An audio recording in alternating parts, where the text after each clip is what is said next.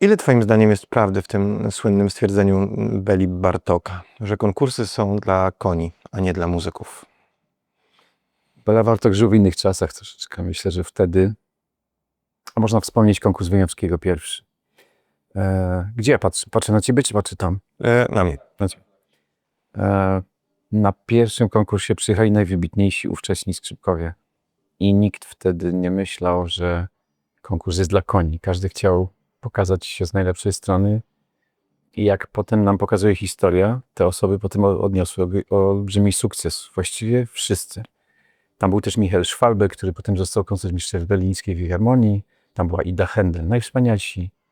Najwspanialsi muzycy. Oczywiście, że konkurs dzisiaj trochę ma inne znaczenie, bo to jest trampolina do zaprezentowania się. Jeżeli nie mamy konkursu w swoim życiorysie, małe mamy szanse. Musi być jakiś niewiarygodny mecenat. Musi być ktoś, kto nas pchnie dalej. Myślę, że konkursy dzisiaj to jest chyba taki warunek, żeby pójść dalej. Warunek warunkiem, ale z tego co rozumiem, to dziś konkursy pełnią trochę tę funkcję, którą dawniej przypisywano mecenasom, tak? Tak myślę. Dlatego, że dzisiaj jest bardzo dużo muzyków znakomitych. Oczywiście wierząc w szczere intencje konkursów, one są po to, żeby wyłonić najlepszych. Prawda? Takich, którzy rzeczywiście zasługują na to, żeby potem być na okładkach płyt, żebyśmy mogli się tym zachwycać. Podejrzewam, że nie zawsze tak jest. A masz poczucie, że w tym roku wybierasz najlepszego polskiego młodego skrzypka roku 2025?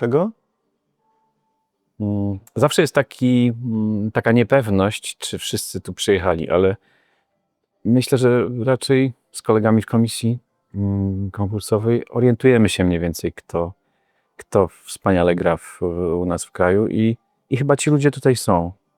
Myślę, że oczywiście, że to jest zawsze niewymierne, bo Małysz nie zawsze skakał na złoty medal.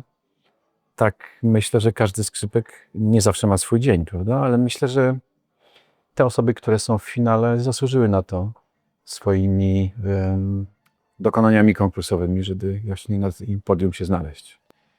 Z tego co mówisz, cóż, rodzi się proste pytanie, czy wobec tych wszystkich zmiennych, które dotykają nie tylko muzykę, ale także wszystkich tych, którzy słuchają jego interpretacji, da się ze 100% odpowiedzialnością ocenić jego występ w bardzo prostej de facto skali? Myślę, że pojęcie obiektywizmu tutaj jakby warunkuje 100% pewność, jakiś obiektywizm.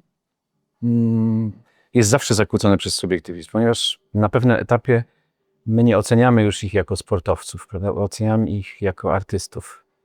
A nie każdy lubi tą samą sztukę, nie każdy lubi ten sam kierunek wykonawstwa, więc podejrzewam, że dlatego jury nie składa się z 3 czy 4 osób, tylko 12 tym razem, żeby te nasze gusta jakoś spotkać i zderzyć ze sobą.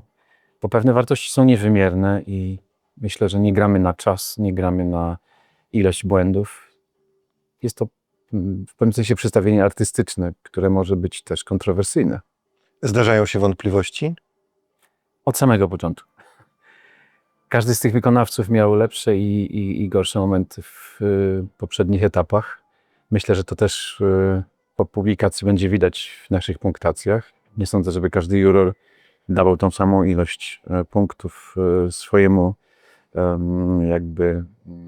czy liderowi, czy czarnemu koniowi. Wątpię.